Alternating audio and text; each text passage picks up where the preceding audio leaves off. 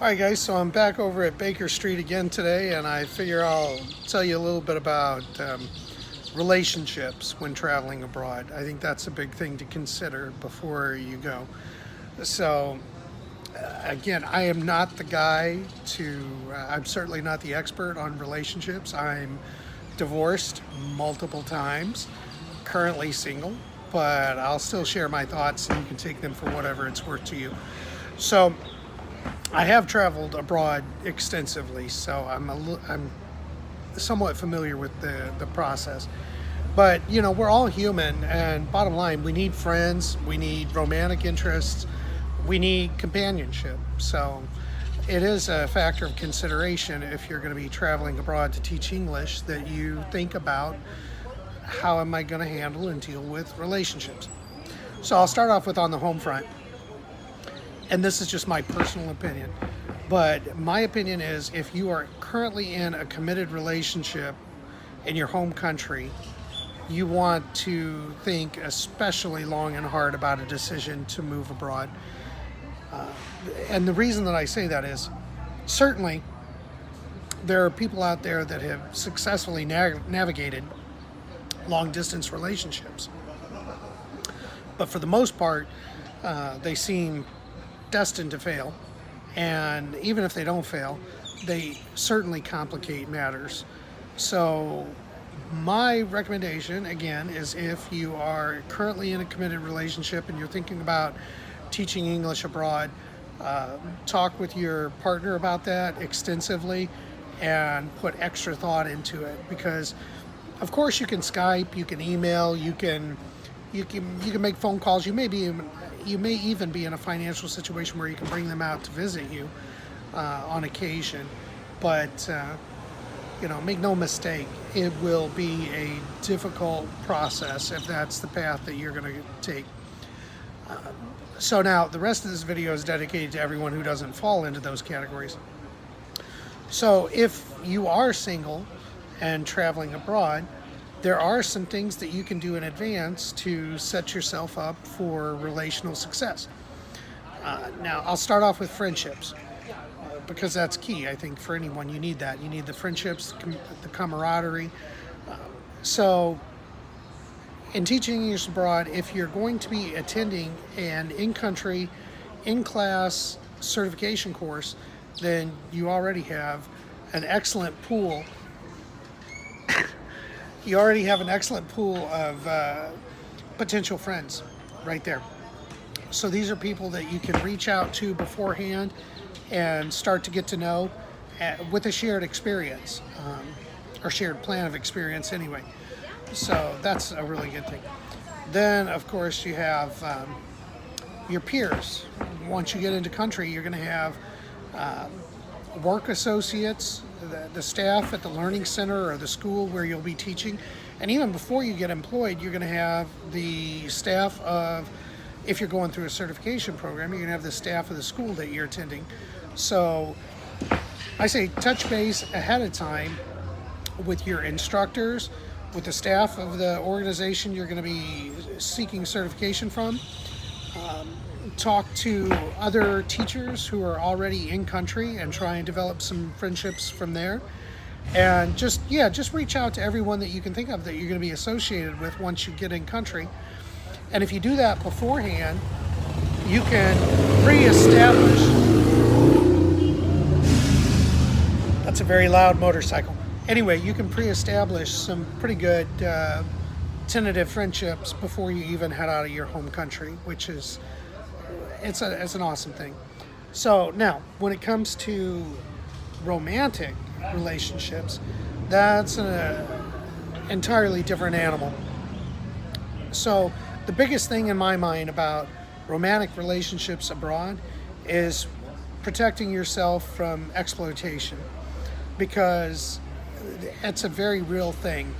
A lot of countries see foreigners as an opportunity for money, and they look at you as a wallet, and that's their sole focus. I'm not saying that's everyone, not stereotyping for every country. I'm just saying, in my experience in general, that's a very real concern to have, and you have to be quite careful. So that's the biggest thing to take into consideration for romantic relationships. But the good news is there's some things that you can do ahead of time to protect yourself and to make the process a little bit easier. So, for example, dating websites are now a common part of our life. They exist in every country, for every age group, for every personality type. They're everywhere. So I recommend that if you decide that you're going to teach abroad and you're single and you're interested in maybe developing some relationships while you're traveling, go ahead and create a profile on a dating website in the country where you'll be heading. And what that will do for you is it'll give you an opportunity well beforehand to communicate with some of these people. And you can get a really good feel for people just from a few back and forth messages. If they're out to scam you, if they're out just to get money from you, you'll probably be able to identify that pretty quickly. And you'll also be able to find out if you actually have a mutual interest in each other. So I think that online dating sites are a great resource for initially getting to find out who you might be interested in. And if you go that route, then once you arrive in country, you have the opportunity to meet these people, but already you have some idea of who they are. And likewise, they have some idea of who you are. So I think that's a great thing. And a lot of these sites are completely free. Of course, some of them do charge a small fee to be able to message back and forth a certain number of times per month or whatever the case may be. But usually those fees are fairly nominal. And often you can even bypass them by contacting the person you're interested in and sharing your personal email address or even a secondary email address you've created just for this purpose if you want to be a little bit safer. But anyway, the long and the short of that is I definitely recommend getting your profile out there ahead of time, talking to some people, and those could be the first people that you meet once you get into country. Dinner, drinks, coffee, whatever. You have the opportunity to meet up with these people with a grounded basis of knowing a little bit about who they are, what they're looking for, and a little bit more comfort. So that's something to keep in mind. Now, once you are in country and dating, I fully recommend that you be safe. And by safe, I don't just mean use protection if things are going to get amorous, which that's a given. There's some really bad diseases out there, so definitely recommend that you take every precaution. But that's not my point. My point is, in being safe, is learn the etiquette of behavior for relationships before you arrive in country. Let me give you an example with that. So, like here in the U.S., it is not uncommon or unusual to hold your date's hand. Even on a first date, it's not uncommon to reach out and try and hold their hand while you're walking from place to place. In some countries, that's seen as offensive. Any form of physical touch, especially on a first date, can be considered very offensive and disrespectful. So know the etiquette of your culture that you're traveling to and be prepared to behave accordingly. The last thing you want to do is disrespect someone. So, keep that in mind. But also on the concept of being safe, keep in the back of your head, I wouldn't say be, a pessimist that's expecting the worst, but I would say keep in the back of your head that there are bad people out there that will do bad things. So, my advice, if you're going to go out on a date, especially for the first time with someone you meet in a foreign country, do it at a public location. Meet somewhere neutral with a lot of people around. And then don't ever go back to their place or invite them back to your place. There's just way too many horror stories out there of where people wake up the next morning and whoever they brought home is gone, along with most of their belongings. And you don't want that to happen. So don't go home with them. Don't bring them to your home.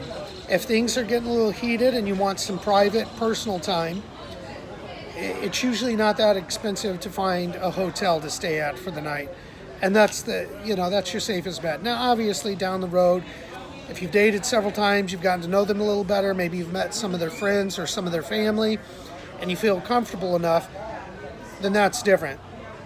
Even in that scenario, if you do bring them back to your place, wherever you're staying, hotel, apartment, whatever your accommodations are, I highly recommend that you keep your valuables and your critical documents locked up, either in a hotel provided safe or in your own personal lockbox of some sort, but don't leave them available. Now, I'm not saying that just everybody is going to spike your drink and try to get you pass out and rob you blind, but it's better to be safe than sorry. So at least until you get to know them on a very, very personal level, I would take those precautions. So the long and the short of it for this video is, we all, like I said, we all need contact and we all need companionship. And no doubt in your travels, you are going to want to develop friendships, and you may well want to develop romantic relationships. And my only suggestion for that is two things. One, do your work in advance to start developing those now before you leave. And two, once you are there and you're trying to, weed out these relationships, take every precaution, be super safe. But also, on a final note, be super respectful. You got to remember, when you're traveling abroad, you're representing not only yourself, but you're also representing your country, wherever you may be from. So if you behave like a disrespectful idiot, then the impression you're going to leave behind is that everyone from your country is a disrespectful idiot. If you show a little bit of class, that you tried to learn some of their language, so for basic communication and, out of respect, if you show that you know a little bit about the etiquette and the practices in their culture, if you behave like a gentleman or a gentlewoman, depending on your gender, then you're not only going to reflect well upon yourself, but you're going to reflect well upon your country of origin. And for me, I really think that's a big thing. It's a big thing regardless of whether or not a relationship actually develops, friendship or otherwise. But it's a big thing to leave people abroad with a good impression of you and your country. So for what it's worth, those are my thoughts on relationships when traveling abroad. And we'll see. I definitely will be sharing more when I get to Vietnam. And should I be lucky enough to form some good friendships or some romantic interests, you will definitely find out about them. Because as I've said before, my blog and my video posts are uninhibited, unbiased, and they're a holistic approach at the good, the bad, the ugly of traveling abroad to teach English. So we'll see you next time, guys. Thanks for watching.